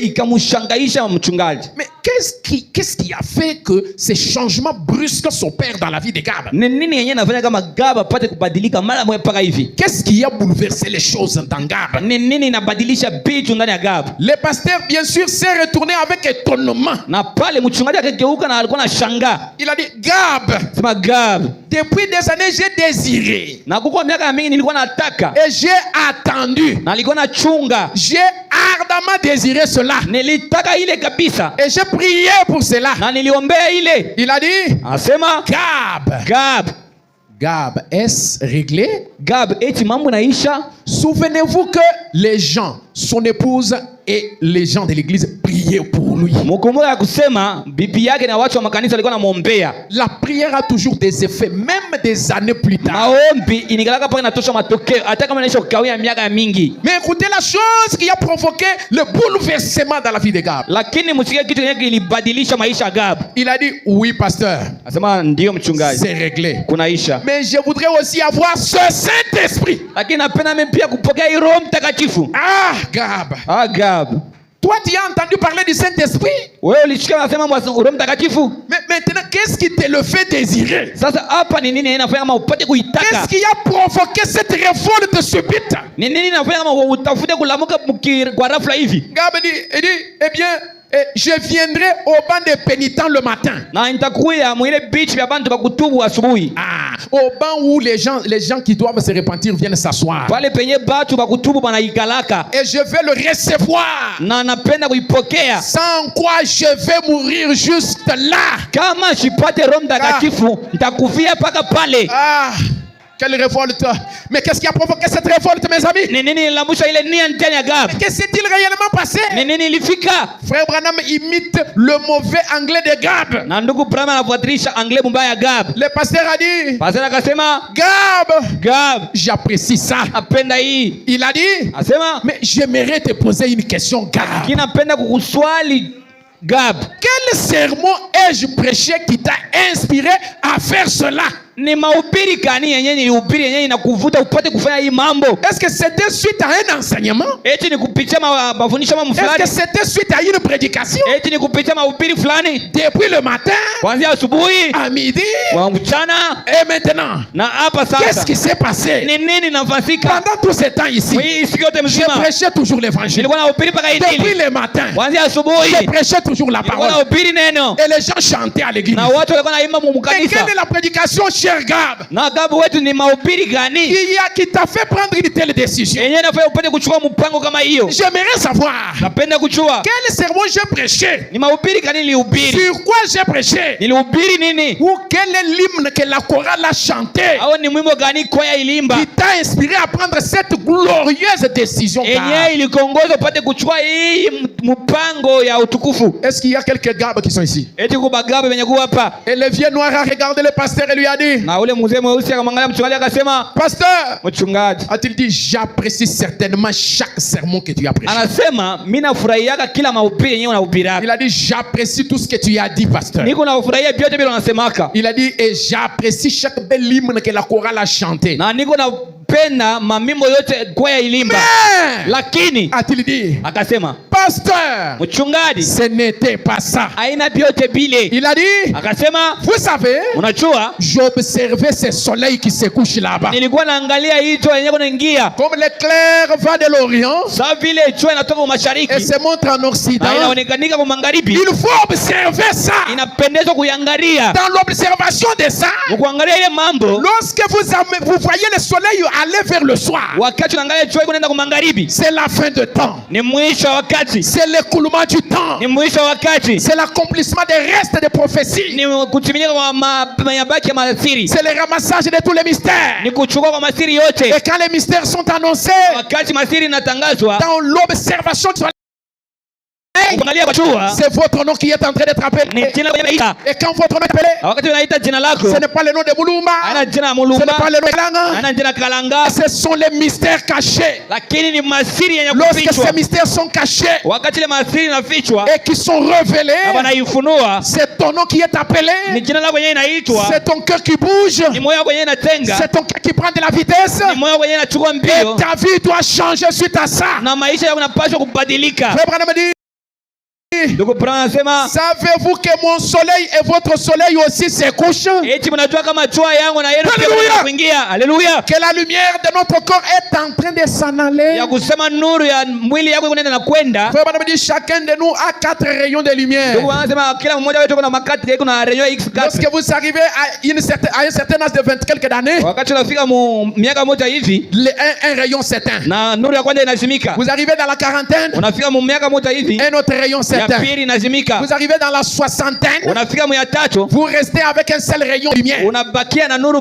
Donc il faut calculer votre âge. Plus vous êtes en train d'avancer, Kama miaka iko inaenda kwenda, plus les années s'augmentent, na miaka iko inaenda kwenda, plus les lumières s'éteignent. na manuru yako inaenda kuzimika. Et vous restez avec un seul rayon. Na unabakia na nuru moja. Dès que ces derniers rayons s'éteignent, c'est fini, vous disparaissez de la ile nuru inazimika na wewe pia unakufa. Frère Branham dit, et ça c'est vrai. Na ndugu anasema ile ni kweli. Cela est vrai ici ce matin, mes amis. Iko ya kweli hapa sasa asubuhi ndugu. Le soleil se couche. Na jua iko naingia. Il se couche sur votre vie. Iko naingia maisha yako. Et sur la mienne. Na maisha yangu. Il se couche sur le temps. Iko naingia mwakati. Et sur la civilisation. Na maendeleo. Celle-ci est arrivée à sa fin. Hii inafika kwa mwisho yayo. Oh merci Seigneur Jésus. Na asante Bwana Yesu. Et Jésus na Yesu se tient à la porte. Asha kusimama kwa mlango. Frère Branham frappe sur les pupitres. Na ndugu Branham anapiga kwa mimbari. Frappant. Mukupika. Soupirant. Mukulalamika. Attendant. Mukuchunga. Ce petit coup à la porte. Hii kukokola kio kwa mlango. Quelque chose là au fond de votre cœur dit. Kitu fulani ndani ya moyo wako kiko nasema. C'est moi. Ni mie. Ouvre maintenant. Fungula sasa. C'est moi. Ni mie. Ouvre maintenant. Fungula sasa. C'est moi. Ni mie. Ouvre maintenant. Fungula sasa. Jésus cherche à entrer dans ton cœur. Yesu iko natafuta kuingia moyo wako. Au temps du soir, wakati ya magharibi, les disciples qui allaient vers Emmaüs, na wanafunzi wenyewe walikuwa waenda quand le soir est arrivé, wakati magharibi yenenea, ils lui ont ouvert la porte. Bakamfungulia mlango et il est entré. Na akaingia. C'est quand il est entré wakati akaingia qu'il s'est révélé à eux. Enyewe alijifunua mbele yao. Et quand il se révèle à vous, wakati anajifunua mbele yako, vous devenez rapide. Unakuwa waraka. Votre vie change. Maisha yako yanabadilika. Vous commencez à vivre des expériences surnaturelles. Unaanza kuishi kupima ya kimungu. Extraordinaire dans votre vie. Ya kipekee ndani ya maisha yako. Et il faut chercher cette relation là personnelle. Inapendeza kutafuta ile mapatano au uhusiano ile ya kipekee. Frère Branham nous a dit le vendredi. Na ndugu Branham alituambia mkazitano. Moi mon objectif. Mimi kazi shaba yangu. Ce que je cherche. Ile niko natafuta. Ce n'est pas de pousser tout le monde à se rattacher à mon assemblée. Ananjua kuita watu wote wakaba mkanisa yangu. Mais ce que je veux. Lakini ile nataka. Ce qui va me satisfaire. Na yenyewe itanifurahisha. C'est d'établir une relation na kuunga uhusiano spirituel ya kimungu véritable ya kweli entre vous katikati yenu et votre Dieu. Na Mungu wenu. C'est ce que le ministère de Frère Branham fait. Ndio kile huduma ya ndugu Branham kunafanya. Le ministère de Frère Branham c'est une poche entre la pierre de fête et le corps. Na huduma ya ndugu Branham ni shingo katikati ya dio ya chongo na mwili. C'est un trait d'union. Ni shingo. C'est ça ce que Frère Branham fait. Ndio kile ndugu Branham kunafanya. Si Christ est venu, kama Kristo alikuja, ce n'est pas pour nous plaire que nous puissions le contempler. Haina njia ya kutufurahisha tu kumwangalia tu bure. Alléluia. Amen. S'il est venu, kama Yesu alikuja, c'est pour que le ministère de Malachie 4 puisse nous mettre un trait d'union entre lui et nous. Ni njoo ya huduma ya Malaki ine ipate kutuambatisha naye pamoja. C'est ce travail là que Frère Branham est venu faire. Ndio ile kazi yenyewe ndugu Branham anakuja kufanya. Frère Branham dit c'est lui. Ndugu Branham anasema ni yeye. Gab a écouté cela. Gab alisikia ile et il a fait demi-tour. Na akaluria. Il a dit une autre chose. Alisema kitu kingine. Pasteur, mchungaji, a-t-il dit, tu sais que je ne suis pas un bon tireur. Anasema unajua kama mimi shikalaki mwindaji wa kweli. Être reconnaissant. Kuwa na shukrani. Tu sais très bien que je ne suis pas un bon tireur. Unajua sema mimi kuwinda shiweke tu sana. Il a dit, anasema je n'étais pas capable d'abattre un gibier. Mimi shikuwa tena maeneo ya kuwa nyama moja. Tu sais que je n'en étais pas capable. Unajua kama shikuwa na maeneo. Mais regarde ces gibiers. Lakini angalia hii manyama. C'est de quoi nous nourrir, ma femme et moi, toute la semaine prochaine. Enye tunaweza kula mimi na bibi yangu ile juma yote mzima itakuja. Tu sais, najua je ne suis pas capable d'abattre un gibier. Sina na maeneo kuwa hata nyama moja. Mais il m'a donné ces gibiers. Lakini alinipatia hii manyama. Dépenser. Il a dit, akasema, il m'est juste arrivé de penser. Ilinifikia tu nipate kuwaza. Il m'aime certainement. Ananipenda kweli kweli. Sinon, il n'aurait pas été si bon envers moi. Kama ilikuwa vile akitafuta kunipatia hivi bichi vyote niko navyo. Si vous n'êtes pas une personne spirituelle, vous ne pouvez pas voir les choses que Dieu est en train de faire dans votre vie. Kama hauna mtu wa kiroho, au utaona bichi vyote vile Mungu anaenda kufanyisha mu maisha yako. C'est ce qui fait que lorsque vous traversez la vallée, vous oubliez tout ce que vous avez eu comme exploit dans le sommet de la montagne. Ndio yenyewe inakufanya sema wakati mambo nguvu inakubamba, unasaulika hii miujiza yote Mungu alikufanyisha maisha yako. C'est parce que vous n'êtes pas spirituel. Ndio hauna wa kiroho. Soyez et devenez spirituel. Muwe na mkuje watu wa kiroho. Combien d'exploits Dieu a fait avec vous? Ni bitu ngapi yenyewe Mungu anaisha kufanya nawe? Combien de merveilleuses choses Dieu a accomplies dans votre vie? Ni bitu vizuri ngapi yenyewe Mungu anaisha kufanya nawe? Pourquoi ne pas mener une vie de reconnaissance? Jua nini hawezi kuishi maisha ya ushukrani? Tu as vu dans toute l'année qui est passée ici des gens mourir devant toi. Uliona mwi mwaka yote iliyopita watu kufa. Mais toi tu n'es pas mort. Lakini wewe hukukufa. Tu n'es mort ni de la famine, au kukufa ni lwa njala, ni de l'accident, au kumusiba, ni de quoi d'autre chose. Au kunini yoyote. Le Covid est passé ici. Combien de gens le Covid a emporté? Covid ilikuja, bali bantu bangapi balikufa kwa Covid? Peut-être que ce Covid t'avait attrapé. Mara ingine ile Covid ilikubambaka. Mais tu t'es vu passer à travers. Lakini unaliona unapitia mwile malari. Tu as vaincu cette bataille-là. Weye ulishinda ile bukomvi. Est-ce que tu ne peux pas être reconnaissant? Eti hawezi kuwa na shukrani pour dire à Dieu, je te donne toute ma vie. Njoo kumwambia Mungu na kupatia maisha yangu yote. Pour la lui donner réellement, lui donner votre vie. Unamupatia ile maisha yako kweli. Pour qu'il soit votre Seigneur. Njoo apate kuwa Bwana yako. Mettons-nous debout maintenant. Tusimame wima sasa. Voulez-vous lui donner votre vie? Eti unapenda kumupatia maisha yako? Peut-être que tu venais toujours à l'église. Mara ingine ulikuwa unakutaka paka mkanisa. Mais tu avais placé Jésus tu l'avais relégué à la 3e, 4e, 5e, 8e place. Mara ingine ulimweka Yesu pa fasha 8, fasha 5, bitu vya vile. Même le fait de venir à l'église, tu viens aussi par devoir. Hata mambo yenyewe inaangalia kuja mkanisa, unakuja ni wakati unashikia byakuya. Mais tu n'as pas vraiment un attachement au Seigneur Jésus. Lakini wewe hauna na ile mapendo sana kwa Mungu. Est-ce que tu peux faire comme le vieux Gab? Eti unaweza kufanya kama vieux Gab. Quand il a observé le coucher du soleil, wakati akaangalia jua iko inaingia, il a compris que c'est le coucher du soleil, le soleil de la civilisation. Akaelewa kama ni kuingia kwa jua ya usilimu. Peux-tu comprendre aussi la même chose? Eti unaweza kuelewa ile mambo. C'est peut-être le coucher de ton propre soleil. Na hizo kuwa ni kuingia kwa jua yako, le soleil de ta vie. Jua ya maisha yako. Tu ne sais pas ce qui va arriver demain. Haujui kile kitafika kesho. Frère Branham dit, ndugu Branham anasema, ne vous contentez pas de repousser à demain ce que vous devez faire aujourd'hui. Mweye mshifurahie tu kuweka bile mnapaswa kufanya leo, mnavisema sema mtavifanya kesho. C'est la fin.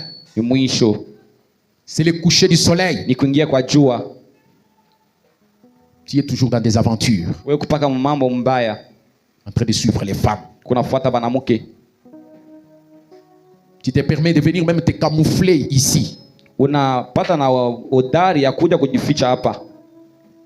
Pour suivre une femme. Njoo kufuata bibi. Sans donner ta vie au Seigneur Jésus. Bila kumupatia uzima yako Yesu. Sans avoir un contact réel et personnel avec le Seigneur. Bila kuwa na mapatano ya kweli na Bwana. Quand on crie au temps du soir, la lumière paraîtra. Vous êtes content, vous réjouissez, vous dites amen. Wakati banalalamika, wakati ya magharibi nuru itaonekanika, unafurahi na unalalamika. Mais si cette révélation entre dans ton cœur, lakini kama ile una ufunuo inaingia ndani mwako, tu ne seras plus le même. Hautakuwa ule moja moja. Si cela se produit par révélation, kama ile inafanyika kupitia ufunuo, tu ne seras plus la même personne. Hautakuwa mtu moja moja. Jésus n'a pas accompli toutes ces écritures à l'instar de Luc 17:30 juste pour que nous puissions nous réjouir et puis rentrer chez nous tout simplement comme ça. Mungu au Yesu ashikutimiza hii maandiko yote nchi tupate tu kufurahi bure na kuluria kwa manyumba. Il ne s'est pas révélé à nous pour que les choses continuent à être telles qu'elles étaient. Ashikuifunua mbele yetu ndio bitu bibakia paka vile bilikuwa. Il a bien dit ce qui arriva du temps de Lot. Anasema mzuri ile ikafika wakati ya Lot. Mais au temps de Lot, le fils de l'homme, quand il s'est manifesté dans la chair humaine devant Abraham, le sein d'Abraham et de Sarah ont changé. Na wakati ya Lot, wakati mwana wa mtu alifunua mbele ya Ibrahimu, ndani ya Ibrahimu ikabadilika. C'est ça le succès. Njoo kufanikiwa. Abraham est devenu un jeune. Na Ibrahimu akakuja kijana. Sarah est devenue une jeune femme. Na Sarah akakuja kijana mwanamke. C'est la transformation. Ilikuwa ni mabadilisho. C'est le changement. Mais pourquoi ta vie à toi ne change pas? Njoo nini maisha yako wewe haibadiliki? Pourquoi ta vie ne change pas? Njoo nini maisha yako haibadiliki? Pourquoi tu es toujours dans le mensonge? Njoo nini ungaliki paka unalanda? Tu es toujours dans la vie d'impureté. Ukupaka mu maisha moya buchafu. Pourquoi ta vie ne change pas? Njoo nini maisha yako haibadiliki? Fermons les yeux. Tufunge macho. Inclinons la tête. Tunamishe bichwa. Essayez de réfléchir. Pima kuwaza. Tu es dans ce message pour compter les années ou pour changer? Uko ndani ya hii ujumbe njoo anza kubalula miaka uko na ujumbe au ni njoo ya kubadilika? Qu'est-ce que toutes ces années là ont produit comme résultat dans ta vie? Hii miaka yote inaisha kufanya ujumbe, inaisha kuleta kwa nini maisha yako? Jusqu'à ce jour, Tu poses des actes qui ressemblent à un combat contre Dieu.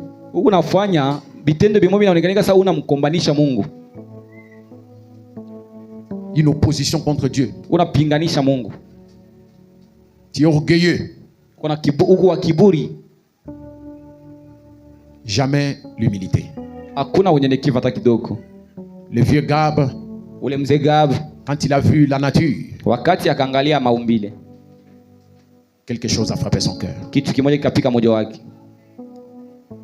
À l'ouest, le soleil se couche.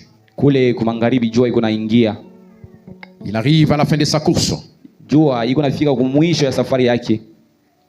Il faut se poser la question. Attention. Quel est-il, monsieur?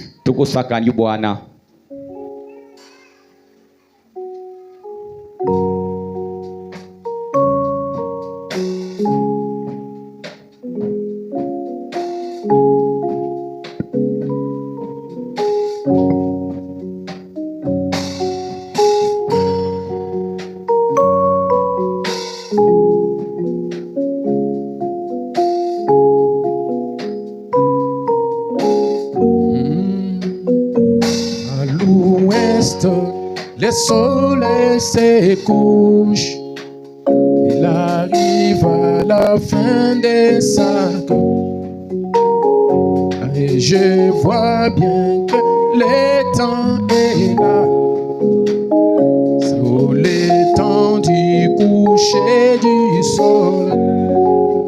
C'est la fin, c'est la fin.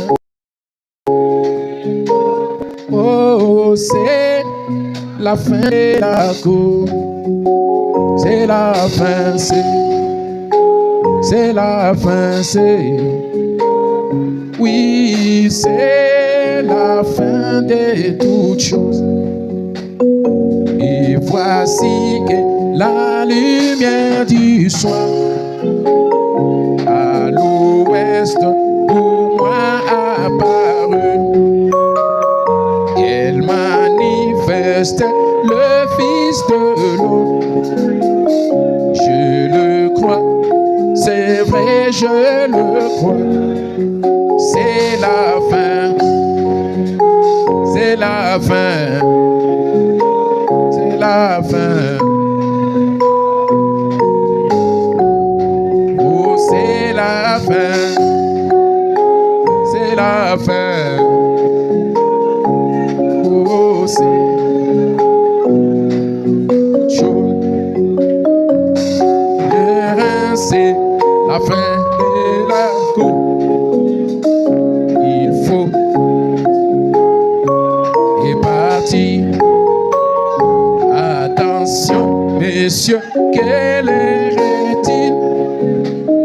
Il faut vaincre le monde et pas.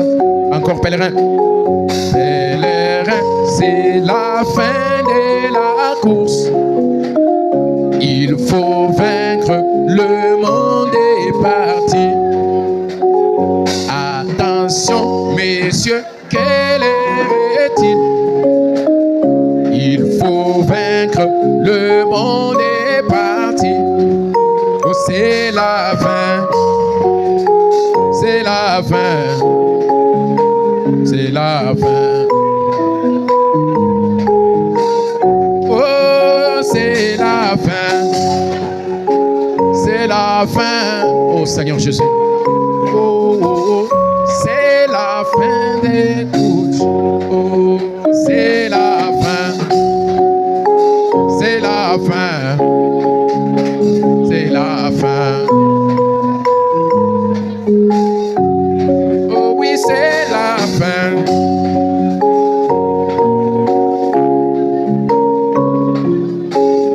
C'est la fin de toutes choses.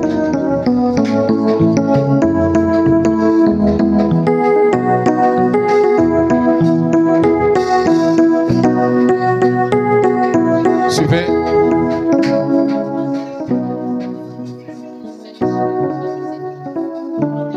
Suivez la prière. Dieu, notre Père, et notre roi, ce matin du 23 février 2025, tu as accepté d'envoyer ton ange à la maison de chacun de nous pour nous dénombrer. Et tu as lancé un cri, une sonnette d'alarme pour guider nos pieds jusqu'ici. Non seulement pour la formalité, mais aussi pour être en communion avec toi. Et sûrement, la communion était véritablement une communion. Tu étais comme Père, et nous étions comme tes enfants.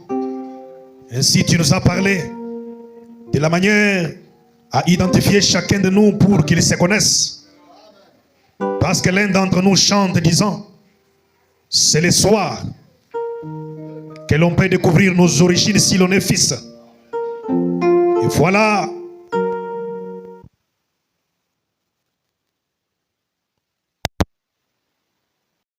afin qu'il aille mourir. Après cette mort ignominieuse, il a accepté qu'il puisse ressusciter le troisième jour. Tout cela était une préfiguration dans la parole concernant sa manifestation aux gens des gentils aujourd'hui. Et nous sommes ces peuples-là bénéficiaires de cette grâce et de ces grands succès auxquels tu avais promis à l'homme que tu auras du succès dans l'Ouest. Et ces grands succès, Seigneur, n'est pas seulement pour être connus, pour la prière et pour les malades qui sont guéris, mais c'est aussi un grand succès qui nous amène aussi, Seigneur, à être candidats participants et habitants de ces grands quartiers généraux du ciel.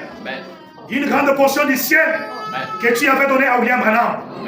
Comment devrions-nous arriver là? Parce que rien d'impie, rien de souillé ne peut entrer au ciel. Et toi, le Seigneur Jésus, tu avais dit, nul ne peut aller au ciel que celui qui est venu au ciel. Oh Dieu Tout-Puissant, en nous voyant étant impurs par le credo, par les faux enseignements, par la fausse croyance de divinité, au Dieu Tout-Puissant néfaste et des croyances au Dieu Tout-Puissant animistes de ce monde, des théologiens et des faux traducteurs de la Bible. Voici comment tu as fait pour nous éliminer dans les régions ténébreuses où nous étions, où le Tout-Puissant les trouvait. Tu as envoyé la lumière du soir. Et cette lumière, c'est la parole. Tu es descendu aujourd'hui dans une certaine région. Et tu as rencontré ton messager. Tu l'as invité à rencontrer la lumière dans les cieux. Oh Dieu Tout-Puissant. Mais une fois qu'il est descendu, il a pris cette même lumière. Il l'a transmise dans des prédicateurs, des ministres qui ont été fidèlement enseignés afin qu'ils prennent cette même lumière et qu'ils puissent la répandre. Et cette lumière n'est rien d'autre que la parole qui a été faite chair aujourd'hui. Dieu est dans la chair humaine, Dieu est dans le corps de William Branham, Dieu qui s'est manifesté. Voilà ce que nous croyons. Et quand nous croyons cela enlève les tâches de culpabilité, la condamnation. Ça nous donne la véritable expiation. Bonjour, aujourd'hui, Père. Qu'est-ce que nous pouvons dire encore? Parce qu'en réalité, nos âmes étaient nourries. Et nous avons senti que ceci est la véritable nourriture spirituelle autant convenable. Parce que quand nous regardons avec les yeux spirituels, nous croyons que ce que nous avons rencontré, ce n'est pas un homme. Ce n'est pas le papa de Billy Paul. Ce n'est pas le papa de Joseph Branham. Ce n'est pas seulement le mari de Mena. Et nous avons reçu le même Elohim, la même divinité qui était chez Abraham. Et cela est venu pour que nous puissions reconnaître notre jour et son message. Pour que nous puissions reconnaître le messager et son message. Oui, Père, s'il y a encore des péchés parmi nous, s'il y a encore des culpabilités parmi nous, manifeste-toi comme tu l'avais fait pour cet homme de Gabriel, les vieux Gab, un ancien incrédule qui ne pouvait pas croire, qui ne croyait même pas que Dieu pouvait lui donner beaucoup de gibier. Mais quand tu l'as vu, ce que Dieu avait fait dans un coin inattendu, quand tu l'as vu, on est tout puissant, dans un moment de sécheresse, qu'il avait attrapé beaucoup de gibier, cela a rattrapé son âme, cela l'a amené dans la conscience, il a commencé à penser, jusqu'à tel point il pouvait dire, frère Branham, demain matin, je serai le premier de la pénitence à l'église. Amène-nous ensemble, peu importe ce que nous sommes, que nous soyons des pénitents, que nous soyons des huissiers, que nous soyons qui que ce soit, n'importe quel don que nous pouvons les tenir, nous voulons que tu puisses nous humilier, que tu puisses nous montrer, oh Dieu Tout-Puissant, la grandeur de ton amour, Papa, parce que tu es tellement bon et tu es tellement réel. S'il y a des péchés, s'il y a des manquements parmi nous, pardonne ton peuple, appelle-nous dans les célestes, et si toute notre prière et que ouvre-nous les yeux. Ouvre-nous les yeux. Ouvre-nous les yeux, Seigneur. Ouvre les yeux de ton peuple, Père. Ouvre les yeux de l'épouse. Malgré les batailles, malgré la guerre, malgré tout ce que nous sommes en train de dire, nous avons besoin que nos yeux spirituels puissent s'ouvrir afin que nous puissions te reconnaître. Parce qu'il a été dit, quand les yeux s'ouvrent, il est reconnu. Nous voulons te reconnaître toi, le Dieu qui guérit. Nous voulons te reconnaître toi, le Dieu qui sauve. Nous voulons te reconnaître toi, le Dieu qui bénit. Nous voulons te reconnaître toi, le mari de rêve. Nous voulons te reconnaître toi, le Père de votre Père. Nous voulons te reconnaître toi, l'alpha et l'oméga, le soleil de la justice, la grande parole de paix, le soleil de la justice, tu es le divin de gloire, toi le cancer de cette brève, tu es le juge suprême, tu es descendu aujourd'hui. Accepte maintenant que le même succès que tu avais promis à Branham puisse revenir dans nos maisons, puisse revenir dans la maison de notre pasteur, puisse revenir dans la maison de chaque serviteur de Dieu dans cette assemblée, Père. Oh Dieu, que ceux qui n'ont pas des enfants à cause de cette parole, oh Dieu, que les yeux s'ouvrent afin qu'ils puissent voir que le Dieu qui donne les enfants, il est ici, il est ici, il est ici, et il peut agir. Qu'est-ce que tu as dit, Père? Dans ta présence, celui qui est souillé, il est prêt à être purifié. Dans ta présence, tout est possible. Alors pendant que nous terminons, s'il y avait une maladie, s'il y avait un problème, s'il y avait une question, le même message avait été prêché par William Branham. Et à la fin de ce message, on voyait que le résultat. Même s'il n'y a pas de position de main, même s'il n'y a pas une série de prières, mais nous te demandons le fait d'entrer dans cette salle, que celui qui a un problème, que la lumière du foi, que les dieux puisse réagir, puisse agir, puisse résoudre. Oh Père, les uns ont des larmes dans leur cœur. Les uns ont des questions qui ne se terminent pas. D'abord on se demande, est-ce que ce message est la vérité ou bien ce n'est pas la vérité? D'abord on se demande, ces photos, la grande Ferranué, ce sont des réalités ou ce n'est pas des réalités? D'abord on se demande, les citations qu'on nous lise, est-ce que c'est comme ça ou pas nous arrêter seulement à lire et dire amen ou bien il y a quelque chose? Oh, je te demande de faire, quitte le brochures maintenant, quitte la Bible maintenant, quitte la prédication maintenant, deviens notre vie, deviens notre guérison, deviens notre famille, deviens notre élévation, deviens notre succès. À toi soit l'honneur, à toi soit l'hommage, à toi soit la majesté, à toi soit la gloire, à toi celui qui est digne, tu es l'alpha et l'oméga, tu es le grand étoile brillante du matin, tu es le tout en tout, tu es le Dieu surnaturel, fais quelque chose de surnaturel, celui qui n'a pas mangé, fais que ta journée ne me souffle, tu peux ouvrir aussi la nouvelle porte.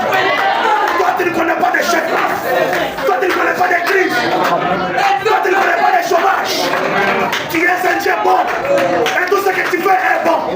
Merci Père, souviens-toi de nous. Merci Père, merci Jésus, merci le Dieu de Dieu, merci Christ, merci pour les Dieu, merci pour les pasteurs, merci pour les merci pour l'épouse, que ton nom soit loué Papa, que ton nom soit adoré Jésus, parce que tu es au-dessus de tous les dieux. Nous allons les contrôler de toi et sécuriser chacun de nous. Il y a l'insécurité dans la ville, il y a l'insécurité dans la ville du Seigneur, il y a des fous et déjà les gens qui marchent avec des épées en louis pour couper et mutiler les membres du peuple des saints, Seigneur. Nous voulons que chacun de nous soit sécurisé. Il y a des cas de maladie et de toutes les difficultés que le monde est en train de subir aujourd'hui. Mais nous voulons être en sécurité parce que le 7e saut est déjà révélé. Alléluia. Et est déjà révélé. Et l'épouse elle-même est déjà révélée. Merci Papa. Merci. Garde-nous.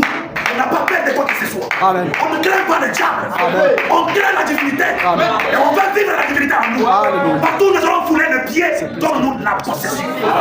Au nom du Seigneur Jésus-Christ, nous avons ainsi demandé. Amen. Amen.